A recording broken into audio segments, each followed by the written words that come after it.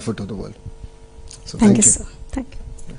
Thank you, sir. My name is Ram Gorlamandula. I'm an illustrious alumni of Sri Satsai Institute of Higher Learning, Puttaparthi. Oh, nice. And a resident of Kadapa, but been here for the last 2 decades. Oh, wow. So I run a multifamily office practice, specifically focusing on helping Australian family offices to invest in high-growth Indian startups. Oh, nice. We have invested not in unicorns, but unicorns were created 10 years ago. So we invested in minicorns, which are now unicorns. Wow. So we hold a few of them in our portfolio today.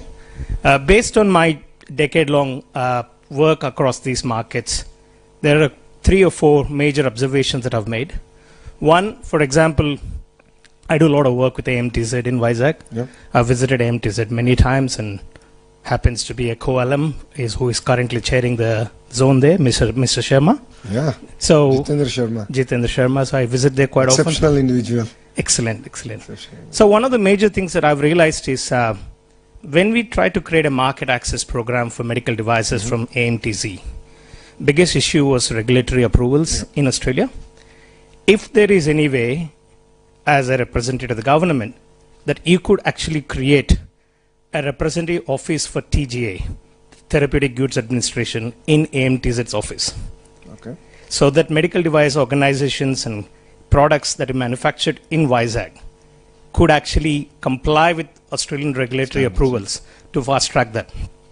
Something that regulatory agencies here have done very well with China in the last 3 decades.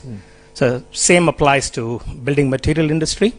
So there are organizations like Standards Australia, Master Builders Association. Many of them have operating representative offices in various parts of China. And because of that, if you go into any building material hypermarkets, the likes of Rees, Bunnings, so any of these supermarkets where you find building materials, you have a significant influx of Chinese products.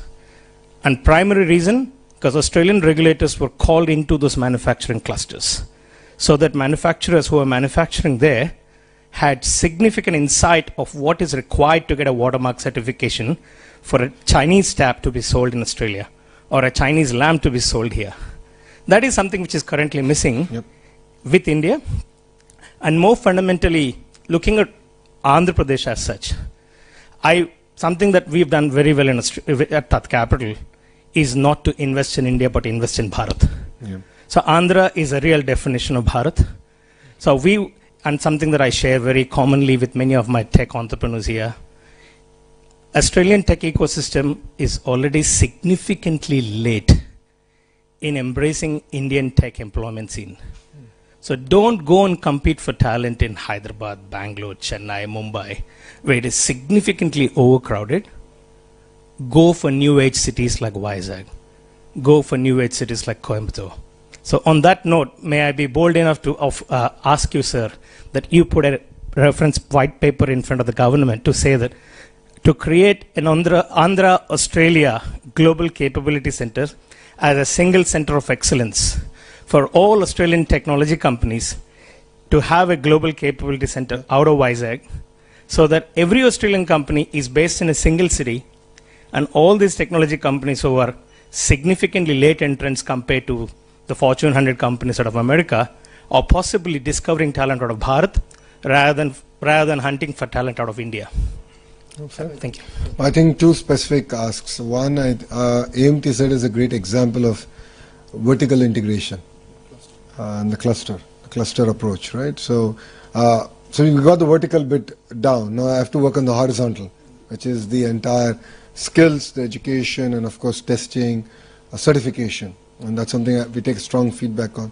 The same initiative we need to do in the aqua sector and various other sectors. So I'll work with my counterparts in the Australian government, and we'll put out a paper out there, and we'll figure out this journey together. And that's something that we're going to do. Competing with other states, I think I'm doing a half decent job. I'm getting called names for doing it, but that's okay. I mean, again, I come back to the point that if states compete, India wins, Bharat wins, and that's new India. So it's competition is very good. As long as it's healthy, I think we can take the country forward. Makes us sharper, makes us hungrier, and states that are complacent will end up losing. And Andhra is not going to be one of the complacent states, if you know Mr. Naidu. And you know him better than me, so he's not going to let us be complacent. So my father rolled out Janmabhoomi and Aksharashmi from the ground.